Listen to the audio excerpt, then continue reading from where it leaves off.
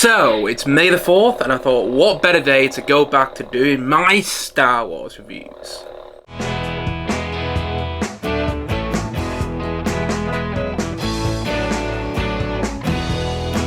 And so, hello there, and welcome back to another Night to the Movies podcast. I'm Spy Knight, and in these podcasts, I love talking all things movies and TV, and whatever I want, whenever I want. And in today's podcast, feels like I've been waiting a long time to say this, I am continuing on with my Star Wars film reviews, which I started doing last year. I stopped for a bit because they were just taking up too much time. But now I'm returning to them because I have a bit more time and I may have found a more efficient way of doing these reviews. So I'm back now doing my Star Wars film reviews, and in today's podcast I am reviewing Star Wars Episode 5, The Empire Strikes Back.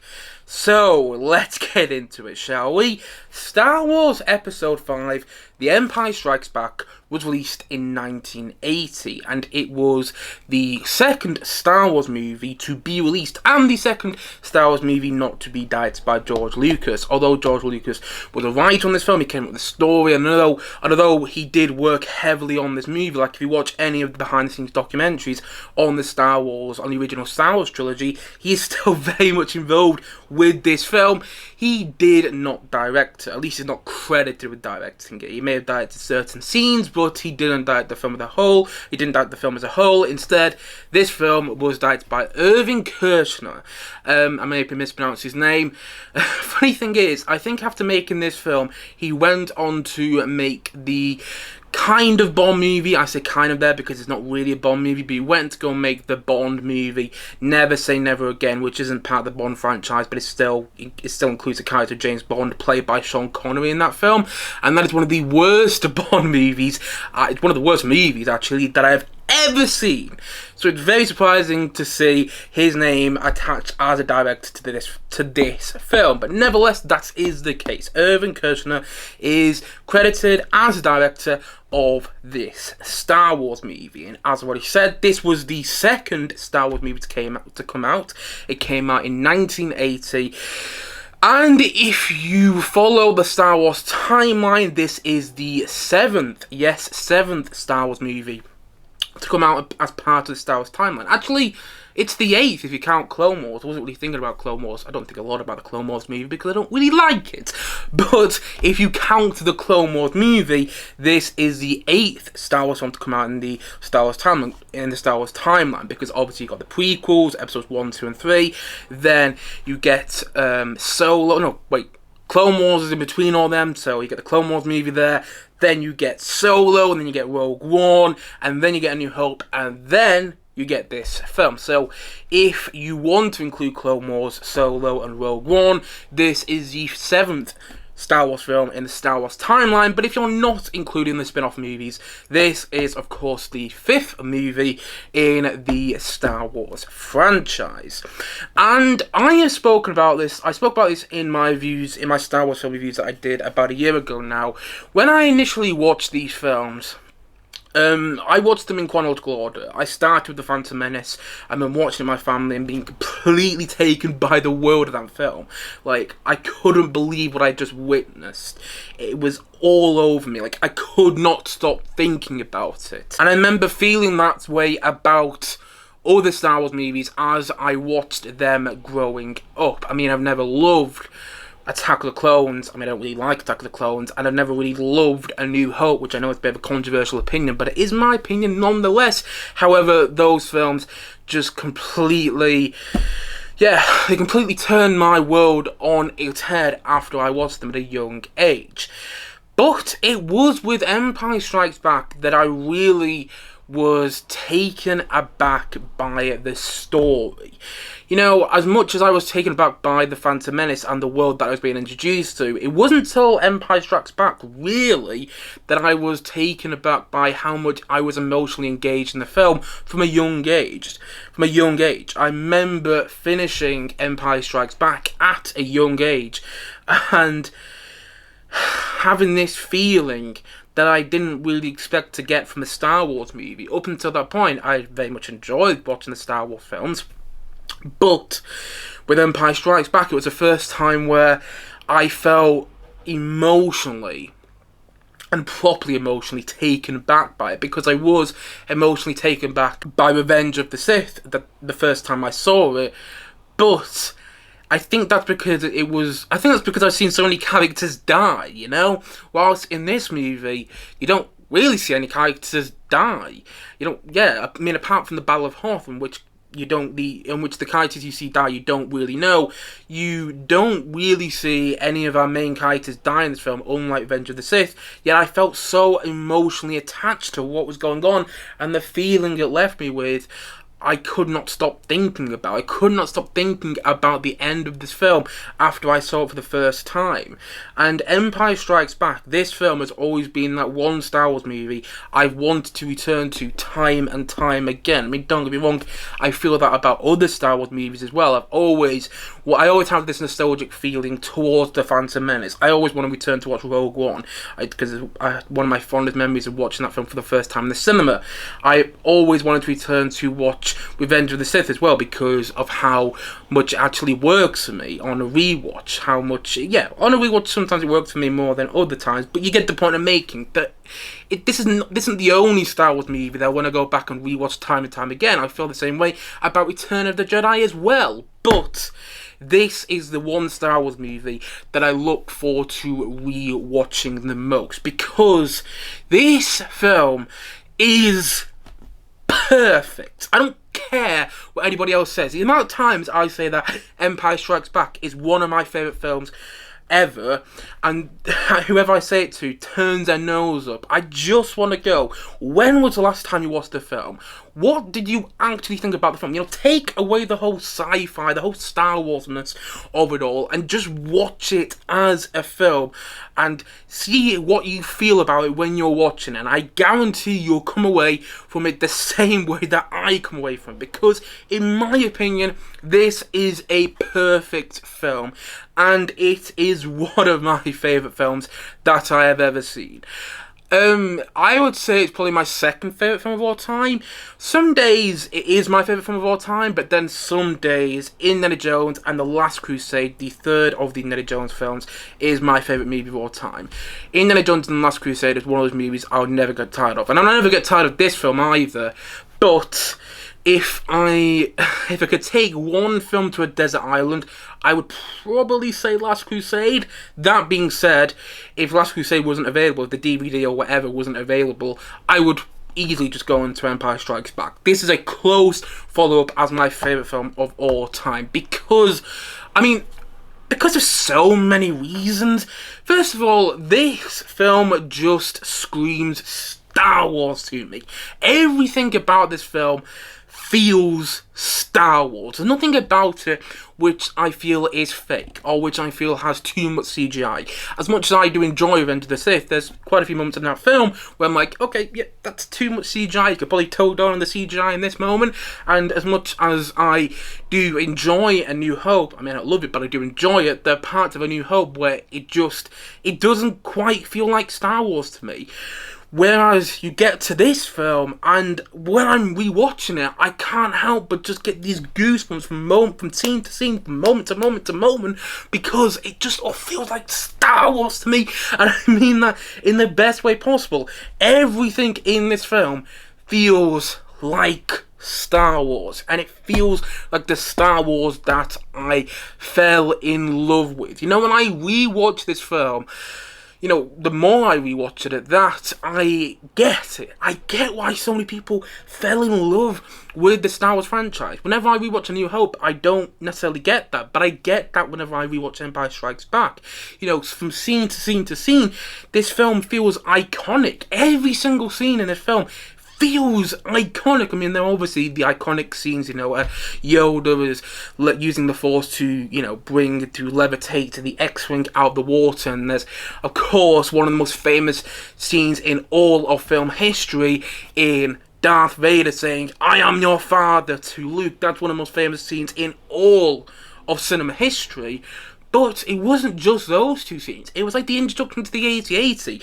That felt iconic. The whole stuff in Hoth felt iconic. Luke, using the Force to get the lightsaber out of the snow before the Wampa kills him. All the stuff with Luke training a Dagobah. All the stuff at Cloud City. I was watching this film, and every moment, every scene, from scene to scene to scene, I was getting goosebumps because this film has aged like fine wine. And I actually like wine, so I don't know why I used that analogy, but you get the point I'm making. This film has aged like fine wine. It's aged like a tall glass of water. I don't know if that's another analogy that I may have just made up there, but you get the point I'm making. This film has aged incredibly well, considering it's over 40 years old now, if I'm not mistaken. Is it 45 years old this year? Blimey. Anyway, considering this film has been around for such a long time. I was watching it on Disney Plus early today, and I could not quite believe how well it held up. Like, almost all the visual effects look better than the visual effects you get in movies nowadays. There's a couple of moments where I was like, yeah, I can tell that's a visual effect, but you're gonna be able to tell that with any Star Wars movie you watch. No matter if it's a prequel, an original, or a sequel, or a spin-off, you're gonna be able to tell that with all the Star Wars movies you watch. Visual effects are part of the Star Wars franchise, and yet the visual effects fit so seamlessly into this film. There were so many parts of the film where I kind of forgot I was watching visual effects. I kind of forgot I was watching the scene which was just done with visual effects, like the scene with the AT-ATs, and you see the snow speeders trying to take the AT-ATs down, flying around them. When I was watching the film last night, I didn't feel like I was watching CGI in that part. I felt like I was watching snow speeders actually fly in and around AT-ATs, which of course I wasn't, but that's how believable and that's how well the VFX and the CGI and all that jazz has aged with this film. And I love that they use like stop motion animation in some of the parts of the film, like when they're using the what's it called, the Wagga Wagga. I thought the creature's called now. that's the sound it always made when I was playing, when I was riding the creature on Lego Star Wars: A Complete Saga from a young age. I forgot it's called now. The Tauntaun. That's it. The Tauntaun. In order to make the Tauntaun move smoothly and to make it look realistic, they use stop motion animation for the Tauntauns in this film. I found that out when I watched the docu-series on Disney Plus, the first season of the docu-series on Disney Plus, Industrial Light and Magic. You've seen the behind the scenes in that film. You've seen the behind the scenes of this film, should I say. You've seen the behind the scenes that they were using stop motion animation to make the Tauntaun work. And I love how they use miniatures for the AT-ATs. They're using stop motion animation then as well for the AT-ATs. Literally taking a shot of the AT-ATs and then taking the shot, and then moving the AT-ATs, then taking the next shot, and then moving the AT-ATs. And that takes so much time, and it's one of the reasons that I truly admire stop-motion animation work. It's one of the reasons I truly admire the work from Aardman Studios, because look at what they did with Wallace and Gromit. Anytime I watch something from Aardman Studios, I'm so taken aback by the stop-motion animation, and I think that kind of stems from this film. I think that stems from the stop-motion animation that was done in the original Star Wars trilogy, but in particular with this film, with the look of the AT-ATs, because from a young age, I never felt like I was watching miniatures done with stop motion animation when I was watching the AT-ATs. I always felt like I was watching these huge Empire sort of gun vehicles, you know what I mean? These huge Empire tanks that look like camels that are trying to take down the rebel base on Hoth. I at no point when I was a kid felt like I was watching miniatures. I always felt like I was watching something which was actually there. And I love how all the special effects and how all the visual effects contributed to making such a believable film. Because the thing is, this film is grounded in verisimilitude. If you don't know what it is, look it up. This film is grounded in verisimilitude in a way that I don't think many other Star Wars movies are. Every ounce of this film feels believable, and that sounds like a small thing. But you're watching, say, the prequels, and again, I'm not a prequel hater. I actually quite like the prequels. I've got posters for the prequels above my head right now. I'm not a prequel hater, but so many times when you're watching the prequels, it's just so much CGI. So many times when you're watching these big blockbusters from famous franchises, it feels like CGI has just been put in so much, and you don't necessarily believe in the scenes you're watching. You don't believe in the settings. But with this movie, you never get that. There was a lot of, it's Star Wars at the end of the day, so there's bound to be a lot of visual effects put into this movie. There's bound to be a lot of special effects put into this film.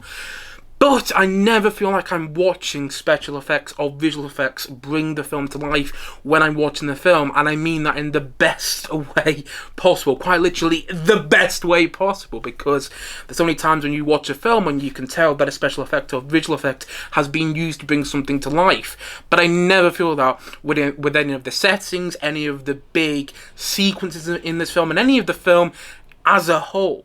Like, Yoda, I still believe in.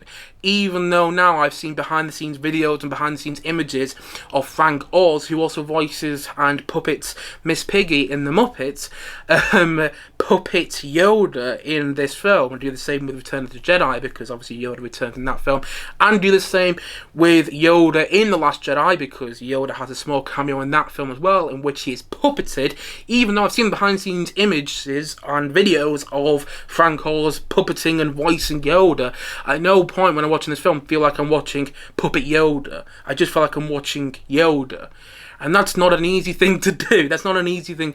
When I watch The Muppets, which are quite literally done by one of the same people who does Yoda, I feel like I'm watching puppets being puppeted. And I'm not saying that's a bad thing. I think it's part of the charm of the Muppets. But I don't necessarily feel that about Yoda. I don't feel that about Yoda at all. And that's another big feat in the filmmaking that this film has. There's another big reason this film works for me, because I totally buy into all the special effects and visual effects and everything that is being done behind the scenes to bring this film to life in a way that I don't truly feel about any other film. And I think this is the best shot Star Wars movie, because not only does it make everything feel so believable, which I've just been nattering on about for the past 5 minutes, or maybe even longer, but also it's beautiful to watch. I love the colour palette of the film, and I love how you get a different colour palette for each planet that you see in the movie. I love all the world building. I love how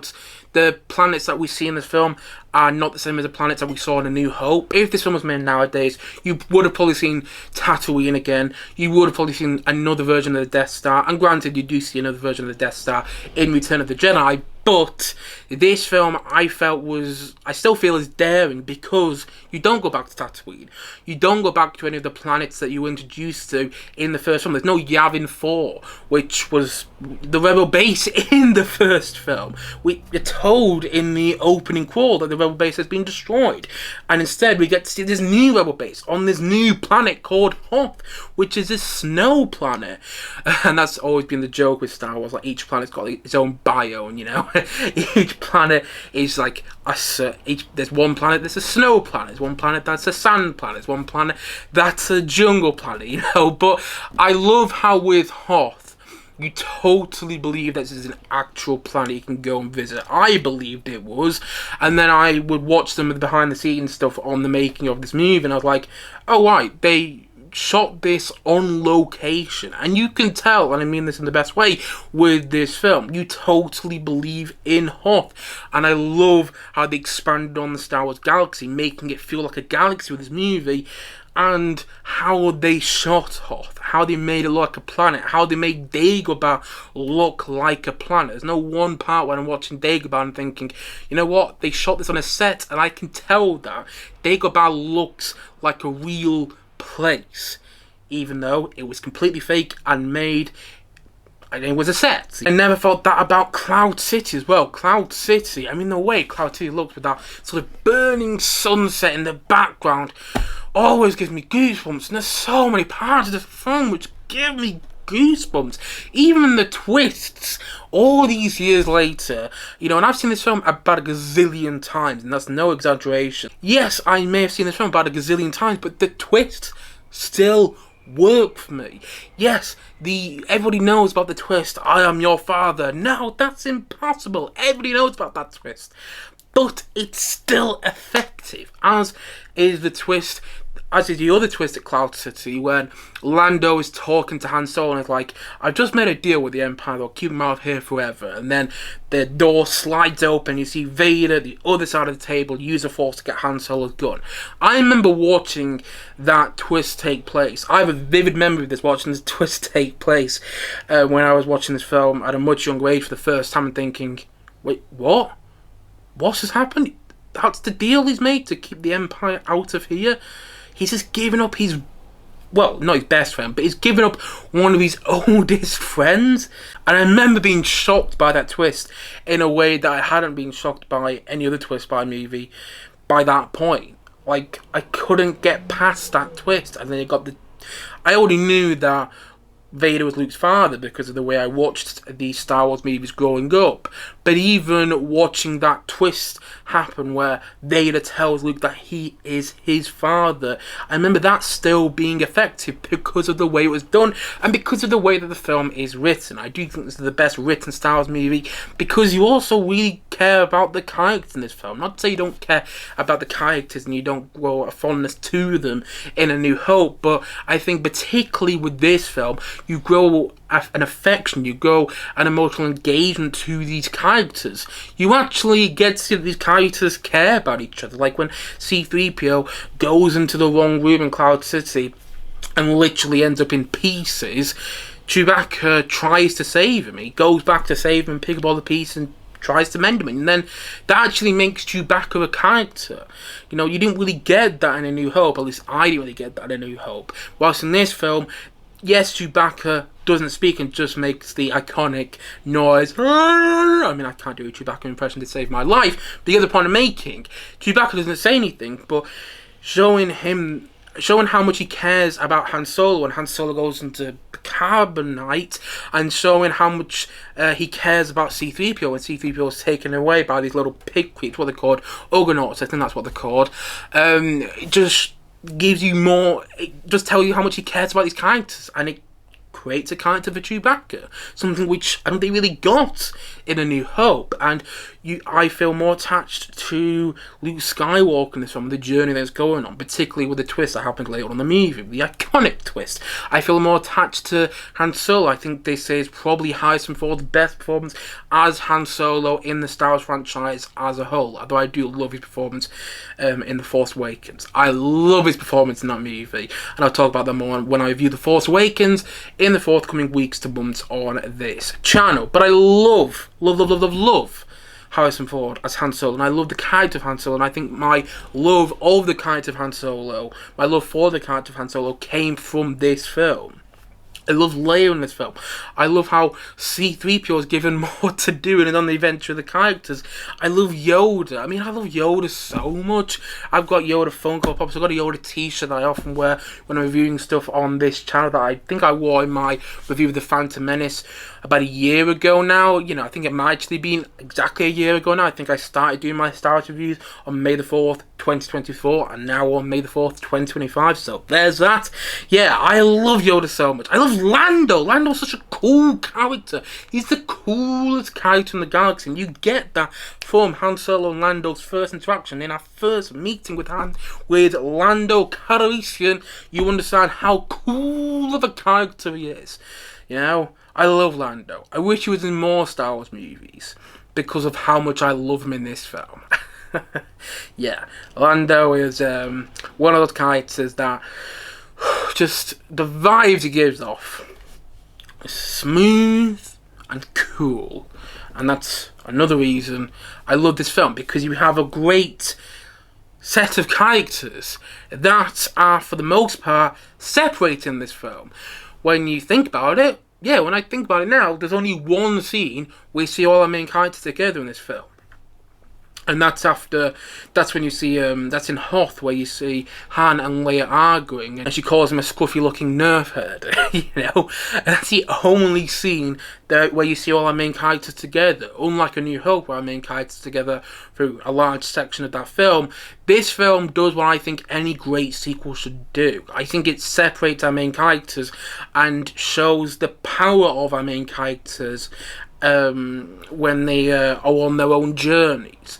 And then when they come back together for the third film, if it's going to be a trilogy, then it shows the power of them when they are together. You feel this sense of, what am I trying to say here? You feel this sense of, you feel like when they're back together, there's a sense of it being earned. And I don't think you would have got that if the characters were all together in this film. I love that all the characters are separated and on their own journeys. And another reason I think this film is perfect is because of the John Williams musical score. This would not be a Star Wars review of mine without mentioning the musical score.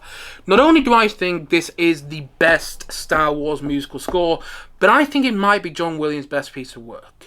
I mean, it's all subjective. Some people might say Jurassic Park, some people might say E.T., some people, I think a lot of people would probably say Jaws because of how effective that how effective the main theme is for Jaws. But for me, this is the best John Williams score because it captures everything that is brilliant about the film and amplifies it up to 11. Whenever I watch this film and I hear the musical score soaring, and I mean soaring in the background, I get goosebumps. It really brings like every single scene in this film to life. And I mean every single scene, because I was watching the film last night and I was thinking, it feels like there's not a moment where music isn't playing in the background. And I don't mean that as a criticism, by the way. If music wasn't playing in the background in certain parts of the film, I'm not sure if it worked for me as well. I really do think it amplifies the film to another level of greatness, to another level of incredibleness, if that's even a word. Perfectionness. You get the point I'm making.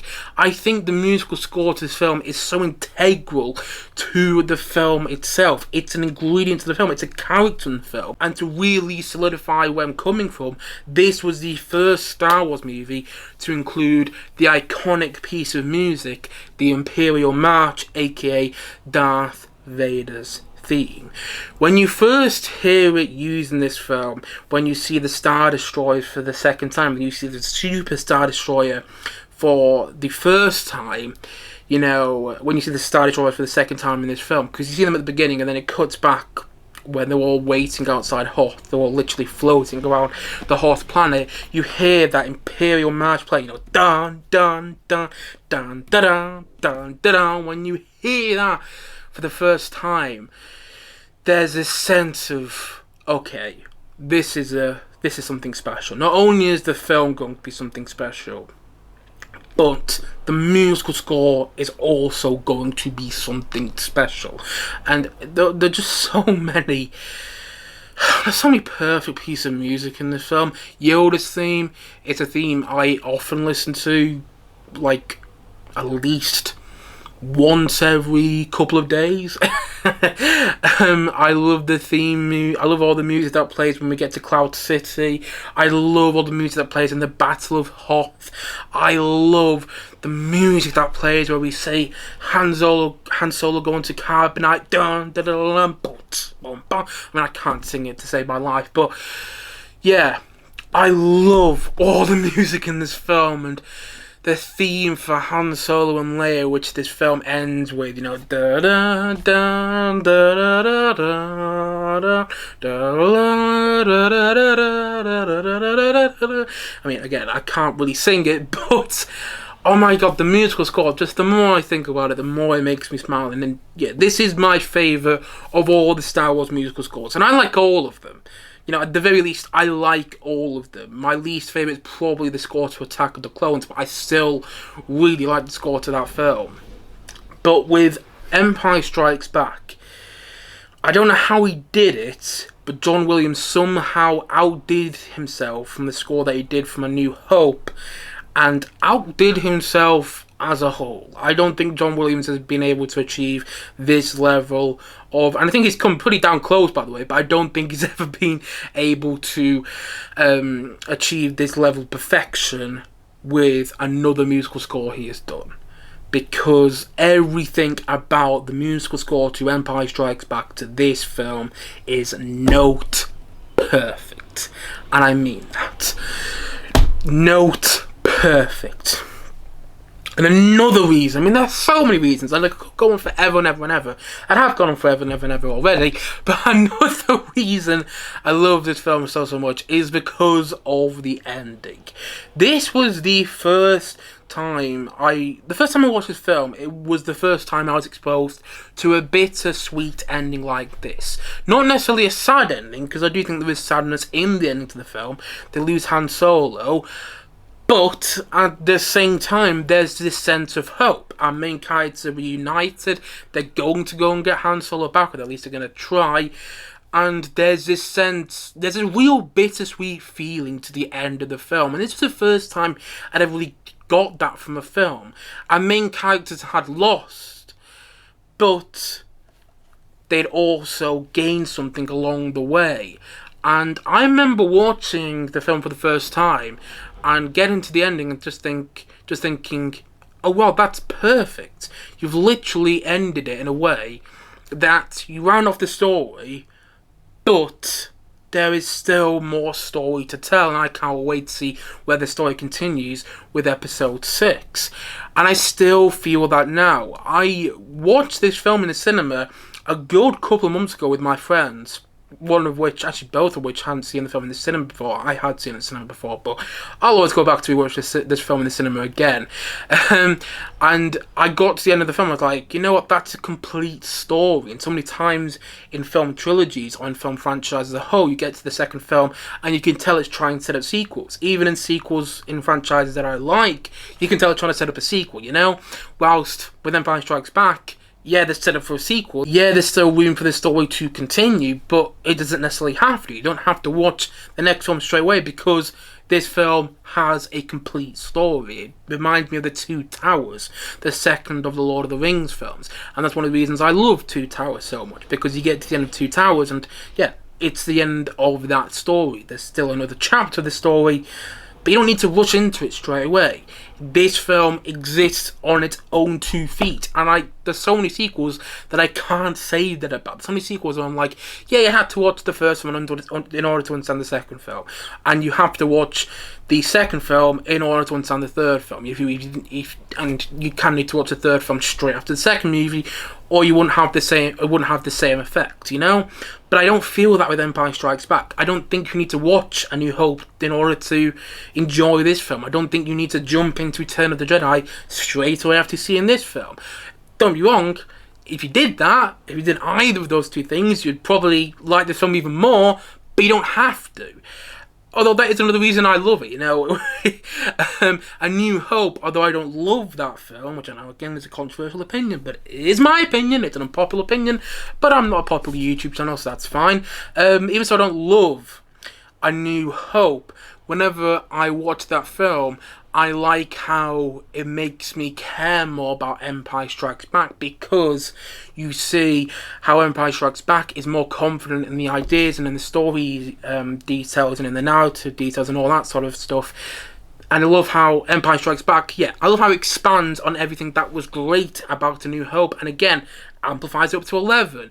And I love how when you watch Empire Strikes Back and go straight into Return of the Jedi, you feel this sense of continuation. You feel like Empire Strikes Back, I mean not Empire Strikes Back, so you feel like Return of the Jedi is a satisfying conclusion to this trilogy and to this franchise as a whole. And I think one of the reasons for that, I think one of the main reasons for that is because Empire Strikes Back is so damn good.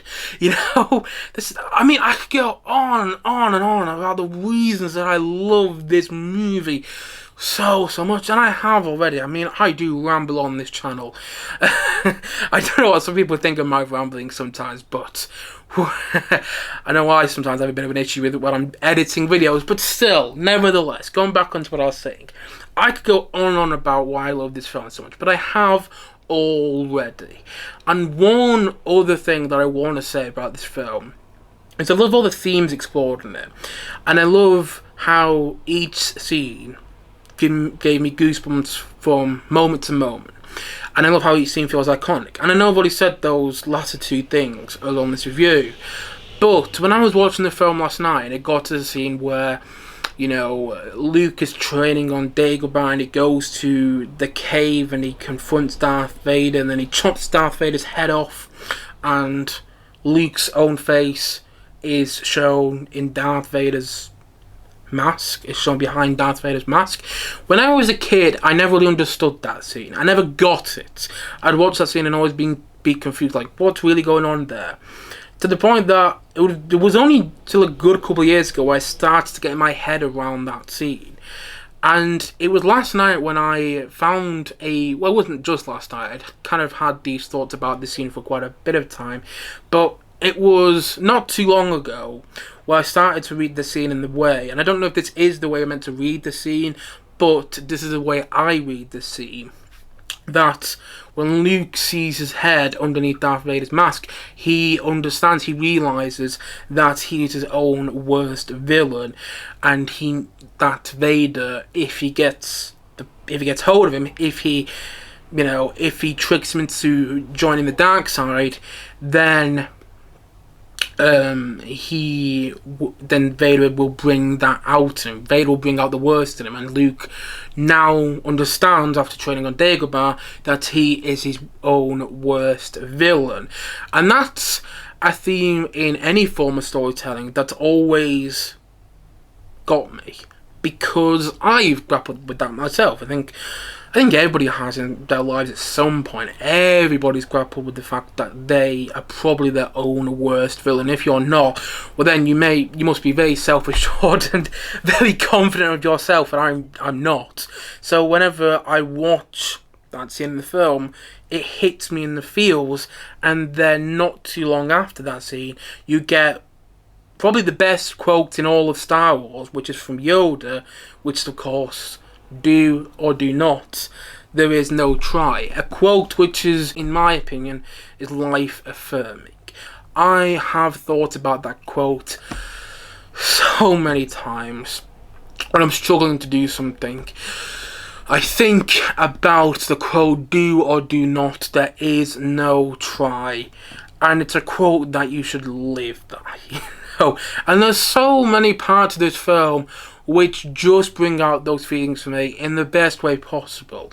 And the thing is about this movie, more than anything, it's so wildly entertaining. It, in my opinion, is the most enjoyable and most engaging of all the Star Wars movies. Even the slower part of the film, like, Luke and Yoda training Luke on Dagobah, even that, which may be considered one of the slower parts of the film, is still enthralling to watch. And there's so many scenes when I'm watching the film, every single scene in the film, what am I saying?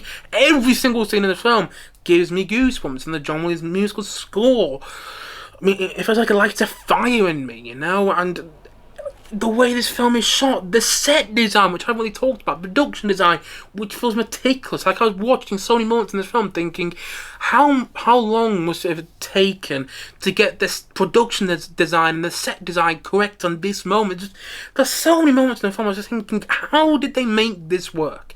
Because yes, I watched, the behind the scenes features. I watched quite a few documentaries or docu-series on the making of the original Star Wars trilogy, on the making of the original Star Wars trilogy.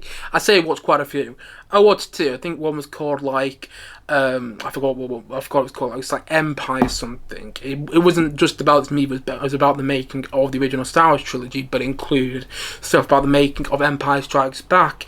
And I watched the docu-series Light and Magic, which I think a whole episode, I think it's episode 2, is all about the making of Empire Strikes Back. So I've seen the footage of how they did the behind-the-scenes stuff. I know about it. But I'm watching, I'm thinking, how did they do it? I understand technically how they did it, but how? You know what I mean? How did they actually do it?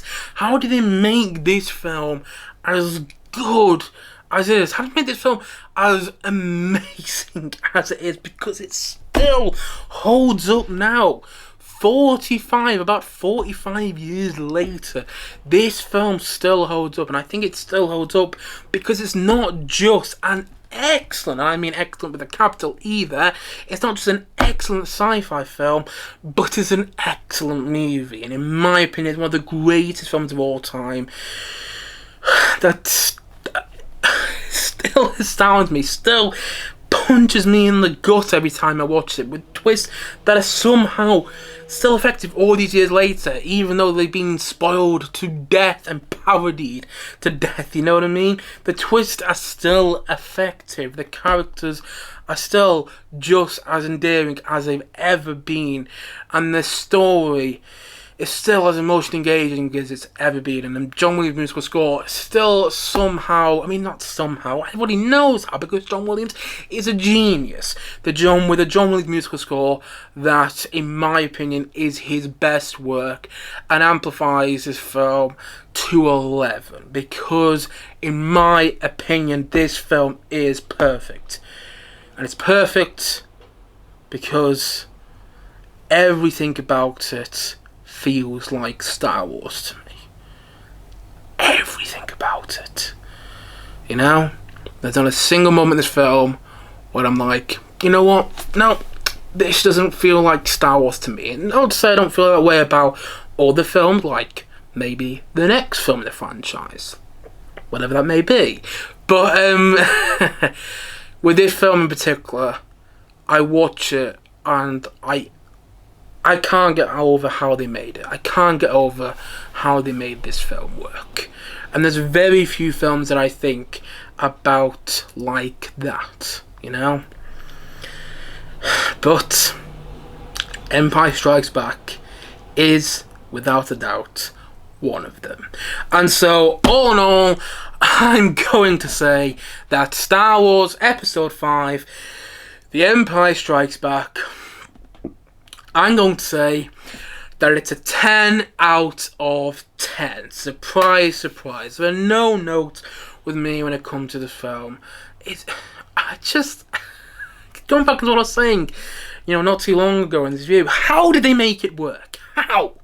I still don't get it. And one last thing I want to say is this film proved in the Star Wars franchise that there was still more story to tell. If this film did not work, then we would not be in a world where Star Wars is what it is. And I personally don't want to live in that world. I don't want to think about that world. I know there's some people nowadays who are just constantly negative and like, oh, Star Wars isn't the same as it used to be and Disney ruined the Star Wars franchise. And I just think, well, have they? Because I think people are talking, and granted, for better or for worse, but I do think people are talking more about Star Wars today than they've ever been.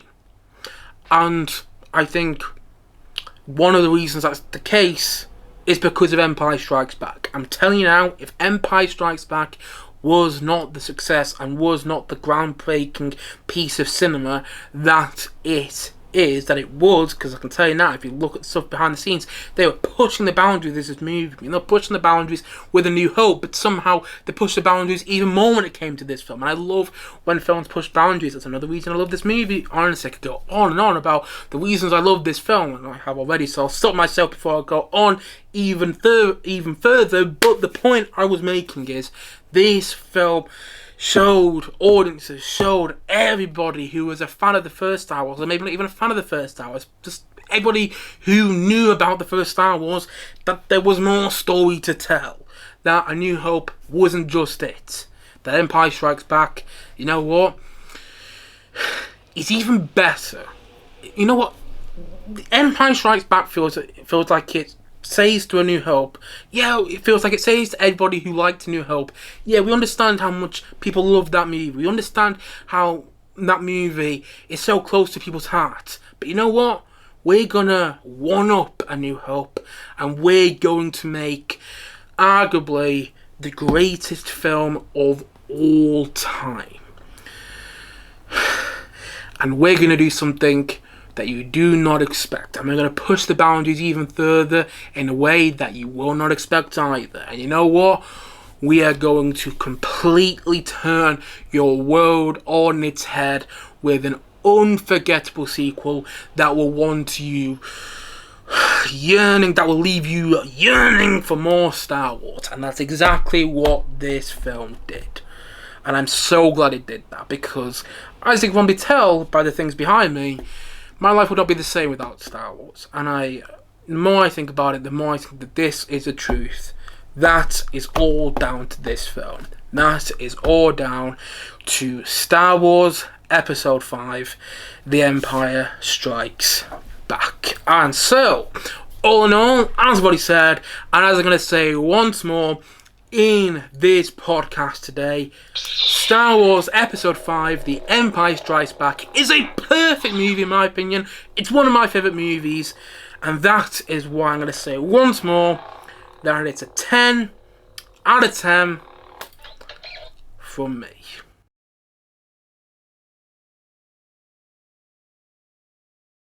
Anyway guys, that's it for today's podcast. It's going to turn off. I don't know if it's going to turn off, so I'll just put it aside there. That's it for today's podcast.